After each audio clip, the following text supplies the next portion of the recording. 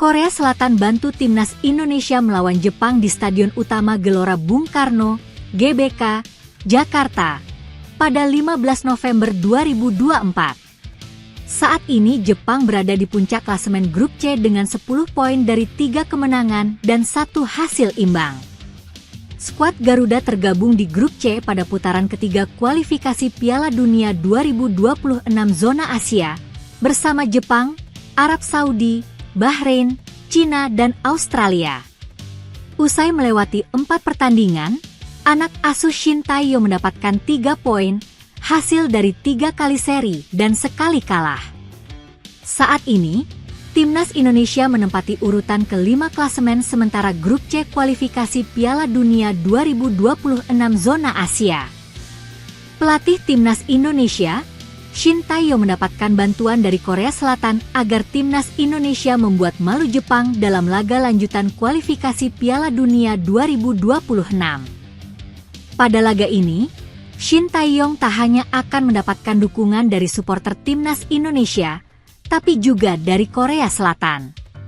Sebagai sesama diaspora Korea Selatan yang tinggal di Indonesia, Shin Tae-yong mendapatkan bantuan dari seorang pengusaha, Song Chang-geun. Dikutip dari laman Yonhap, komunitas masyarakat Korea Selatan di Indonesia akan mendapatkan tiket dari Song Chang-geun demi mendukung Shin Tae-yong. Tak tanggung-tanggung, sebanyak 1.500 tiket bernilai 60.000 won atau Rp670.000 akan diborong oleh Song Chang-geun untuk diaspora Korea Selatan dari mulai siswa di sekolah Korea hingga karyawan perusahaan Korea Selatan akan berkumpul di GBK. Song Chang-geun mengakui hal ini dia lakukan karena eratnya hubungan Korea Selatan dan Indonesia selama ini. Kecintaan masyarakat lokal terhadap Korea jelas telah tumbuh sejak Coach Shin menjabat, kata Song Chang-geun pada Yonhap. Dalam situasi ini, jika kita membentuk tim supporter bersama, saya berharap hubungan persahabatan kedua negara akan ditingkatkan, kata Song Chang-geun. Menariknya, hal ini didasari karena Korea Selatan dan Indonesia sama-sama bekas jajahan Jepang. Sorakan supporter timnas Indonesia yang menyerukan nama Shin Tae-yong pun sudah viral di sosial media. Mengingat selama ini tak ada supporter Korea Selatan yang hadir, Song Chang-geun menyebut ini bisa menjadi momen bagi kedua negara yang disatukan oleh sepak bola. Sementara itu, Jepang pun akan didukung oleh 3.000 supporter yang akan hadir langsung di stadion. Shin Tae-yong optimis akan menjawab ekspektasi bahwa timnas Indonesia akan tetap menjadi kuda hitam di antara negara pesaing lain di kualifikasi Piala Dunia 2026 termasuk melawan Jepang.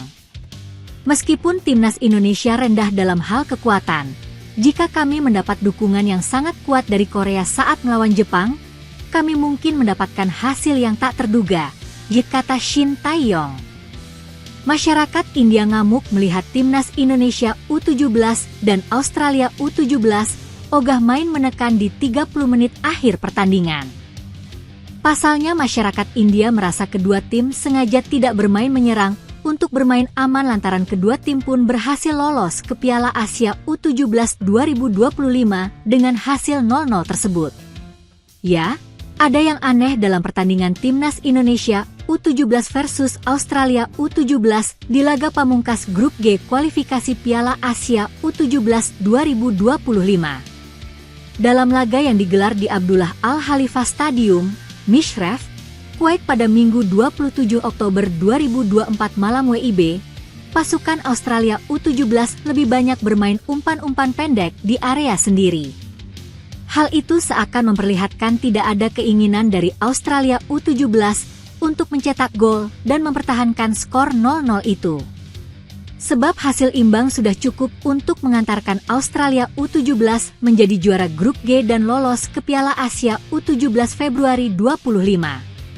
Australia U17 dianggap tidak berani menyerang karena berpotensi diserang balik oleh timnas Indonesia U17. Bila melihat permainan di babak pertama, gawang Australia U17 sempat terancam beberapa kali karena serangan balik pasukan Nova Arianto. Karena itulah, banyak yang menilai Australia U17 sengaja tak menyerang demi menghindari serangan balik Garuda Asia. Para pemain Australia U17 lebih banyak bermain bola dan memberikan umpan-umpan pendek di area sendiri di 30 menit akhir pertandingan. Fans timnas India U17 kesal dengan Australia U17 yang main-main saat melawan timnas Indonesia U17. Di sisi lain, timnas Indonesia U17 tidak menekan karena memang bermain bertahan. Semua hal itulah yang membuat banyak masyarakat India geram dengan laga tersebut. Timnas India U17 seharusnya bisa menentukan nasib mereka sendiri daripada bergantung pada hasil lain. Tetapi lihat saja bagaimana Australia dan Indonesia bermain. Ini memalukan, ungkap salah satu masyarakat India di media sosial X, 7 Negiashis, dikutip Senin, 28 Oktober 2024. Di seluruh dunia, semua pertandingan babak penyisihan grup terakhir yang kualifikasinya bergantung pada hasil lain dimainkan secara bersamaan, tetapi tidak di AFC. Tambah keterangan 7 Negiashis. Dalam cuitannya itu, banyak masyarakat India lain yang sepaham. Mereka semua kesal sebab gara-gara hasil 0-0 itu, timnas Indonesia U17 yang finish kedua di grup G pun lolos ke Piala Asia U17 2025 dengan status 5 runner-up terbaik. Dalam klasemen runner-up terbaik kualifikasi Piala Asia U17 2025, India yang finish kedua di grup D menempati posisi ke-7 dengan 3 poin. Sedangkan timnas Indonesia U17 berada di 5 besar, tepatnya posisi ketiga dengan 4 poin. Timnas Indonesia U17 berhasil lolos karena imbang. Andai saja kalah maka Garuda Asia dipastikan tidak lolos ke Piala Asia U17 2025. Namun, sekalipun Garuda Asia, India U17 belum tentu masuk ke dalam 5 runner-up terbaik. Sebab masih ada Irak yang menempati peringkat ke-6 yang secara poin sama dengan India. Tapi Irak unggul dalam hal selisih gol. Jadi, hasil laga timnas Indonesia U17 versus Australia tak terlalu mempengaruhi hasil India. Fans timnas India U17 hanya kesal karena laga terakhir fase grup justru digelar di waktu yang berbeda, sehingga ada peluang tim lain yang belum main bisa memanfaatkan situasi seperti yang terjadi di laga timnas Indonesia U17 versus Australia. Ketua Umum PSSI, Erick Thohir, memberi respons atas keberhasilan timnas Indonesia U17 meraih tiket keputaran final Piala Asia U17 2025. Skuad Garuda Asia telah menyelesaikan petualangannya di kualifikasi Piala Asia U17 2025 yang digelar di Kuwait untuk grup G. Mereka telah menjalani laga terakhir dengan menghadapi Australia di Stadion Abdullah Al-Khalifa Al-Sabah, Mishref pada Minggu, 27 Oktober 2024, malam waktu Indonesia Barat.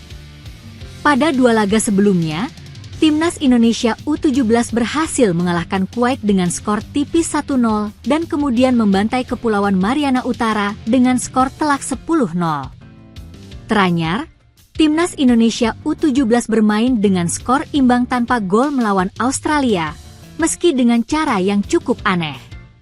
Laga berlangsung alot pada babak pertama, dengan kedua tim bermain dengan cukup terbuka. Australia mendominasi penciptaan peluang, namun Garuda Asia juga menyerang sesekali, bahkan beberapa kali menciptakan peluang emas mencetak gol. Namun, laga berlangsung dengan terbalik di babak kedua, karena kedua tim sama-sama bermain menunggu.